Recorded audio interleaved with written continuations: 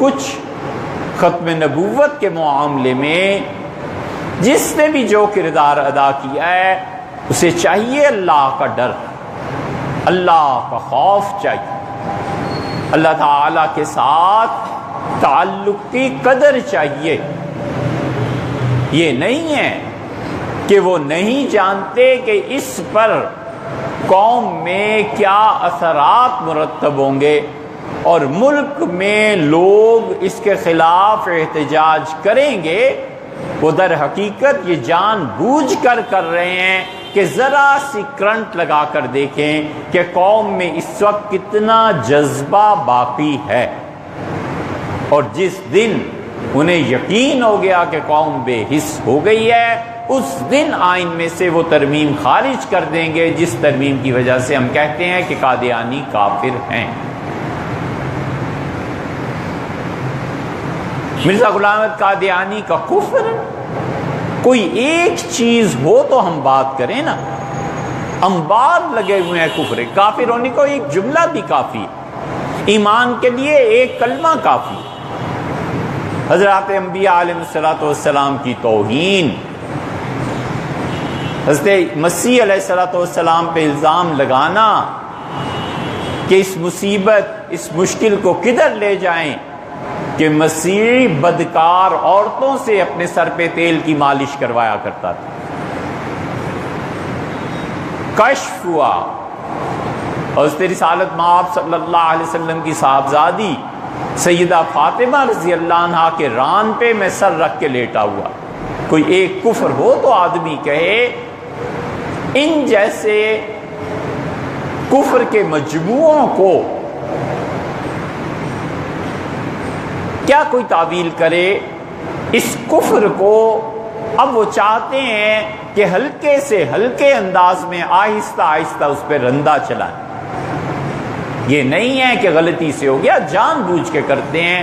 ہر 5ویں 7ویں سال کوئی نہ کوئی چیز سامنے آتی ہے کہ حضرت رسالت پناہ صلی اللہ علیہ وسلم کی ختم نبوت کو کسی طرح آئین سے خارج کر دیں۔ اگر ان ارباب اقتدار کو کسی طاقت نے یقین دلایا ہے کہ آپ یہ آئین سے نکال دیں اور آئندہ پھر حکمران آپ بنیں گے، تو انہیں اچھی طرح احساس ہونا چاہیے کہ ہم نے مانا 18 کے انتخاب میں بھی آپ جیت گئے، اور پھر 23 کا انتخاب آیا پھر آپ جیت گئے، پھر سن 28 میں بھی جیت، آخر کب تک؟ ایک دن مرنا ہے کہ نہیں؟ پورے یقین سے جاننا چاہیے کہ بادشاہت اس کائنات پہ حقیقی طور پہ صرف اللہ کی ہے۔ وہی پہلے بھی تھا اور وہی بعد میں بھی ہے، وہی رہے گا اور وہی رہا ہے۔ کوئی آدمی ان حرکتوں سے خدا کے غضب سے نہیں بچ سکتا۔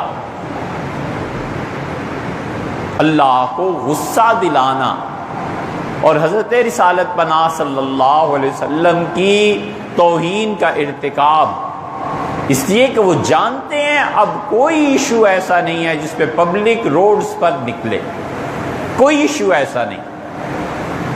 یہ پچھلے 12-15 سال سے ایسے ہے۔ مشرف صاحب کے خلاف زور لگا لیا سیاستدانوں نے، کوئی نہیں روڈز پہ نکلا، کوئی ہے ہی نہیں، نہ کوئی تحریک چلتی ہے۔ ایک لے دے کے حساس مسئلہ حضور اقدس صلی اللہ علیہ وسلم کی توہین کا رہ گیا تھا، اب وہ بھی آہستہ آہستہ کم پڑتا چلا جا رہا ہے۔ اب توہین ہوتی ہے، لوگ نہیں آتے روڈز پہ، یہ حقائق ہیں۔ اور ایک مسئلہ اب ختم نبوت کا رہ گیا ہے۔ اب اس نبوت کے باب پہ ان لوگوں کا جان بوجھ کے دخل دینا محض اس لیے ہے کہ چیک کریں، اور اگلی نسل جس کا موضوع مذہب نہیں رہتا اور وہ الہاد کے رنگ میں ڈھلتے جاتے ہیں، جب ان ملحدوں کا اضافہ ہو جائے تو کسی بھی دن اکثریت اسمبلی کی ختم نبوت کے قانون کو ختم کر دیں۔ یہ تماشے کی باتیں نہیں، آپ کر لیجئے ختم۔ اے مانا آپ نے اپنی منمانی ترمیم کر دی، اللہ کی ذات بھی تو ہے، اللہ تعالیٰ کی ذات ایسی قوموں کو بھی تباہ کر دیتی ہے، اور ایسے وطن بھی تاریخ میں آتا ہے دنیا میں مٹ جاتے ہیں جن پر خدا کا غضب نازل ہوتا ہے۔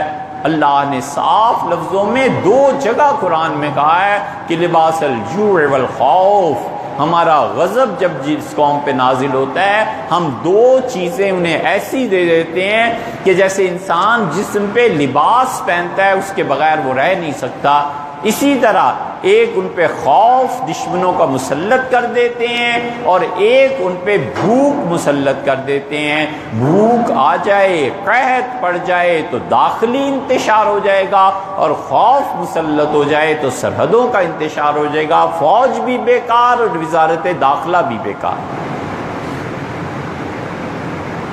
اس لیے خدا کے غضب کو دعوت نہیں دینی چاہیے، ایسی چیزوں کو نہیں چھیڑنا چاہیے، اور چھیڑنے والے وہ ہیں جو سب قوانین جانتے ہیں لیکن چونکہ باہر سے پڑے ہوئے ہیں، اس لیے مزاج کی آزادی حضرت رسالت مآب صلی اللہ علیہ وسلم سے کم، ان کی توہین سے کم بات ہی نہیں کرتے۔ اللہ کا خوف چاہیے۔ بالکل شہباز شریف صاحب نے بڑی اچھی بات کہی کہ اس آدمی کو بالکل نکال دینا چاہیے۔ اللہ کہتا ہے وَلَا تَرْكَنُوا إِلَى الَّذِينَ ظَلَمُوا، ظالم کے ظلم میں شرکت تو بہت دور کی بات ہے، ظالم کے ظلم کی طرف جانا بھی نہیں ہے۔ فَتَمَسَّكُمُ النَّارُ، وگرنہ وہی جہنم تمہارا بھی نصیب ہوگا جو اس ظالم کا ہو۔ اس لیے حضرت رسالت پناہ صلی اللہ علیہ وسلم کی ختم نبوت ابھی زندہ ہے، ابھی وہ مسئلہ بلا شبہ زندہ ہے، اور اللہ کا شکر ہے ابھی تک ہم میں یہ احساس اور شعور باقی ہے کہ اس مسئلے کو زندہ رکھنے کے لیے اور اس کی تابندگی کے لیے خدا نہ کرے مگر خون بھی چاہیے ہو تو ہم تیار، کوئی مسئلہ نہیں۔ فکر انہیں کرنی چاہیے جنہوں نے اور ہم نے اور 10 20 30 سال بعد خدا کے حضور میں پہنچنا ہے، اللہ ہی جانتا ہے، اور اللہ خود فیصلہ فرما لے گا کہ کون کس کے جھنڈے کے نیچے کھڑا ہوگا۔ غلام احمد قادیانی کا جھنڈا، ملحدوں کا جھنڈا، وہ طاقتیں جو اقتدار دلواتی ہیں اور کفر پہ جا کر مرتی ہیں، ان کا جھنڈا، یا حضور اقدس صلی اللہ علیہ وسلم کا جھنڈا، قیامت میں جہاں کھڑا ہونا ہے آدمی کو چاہیے کہ خود متعین کر لے، وگرنہ اللہ جو متعین کرے گا نا پھر اس کو تبدیل بھی کوئی نہیں کر سکتا۔ اللہ تعالیٰ سمجھ کی توفیق بخشے۔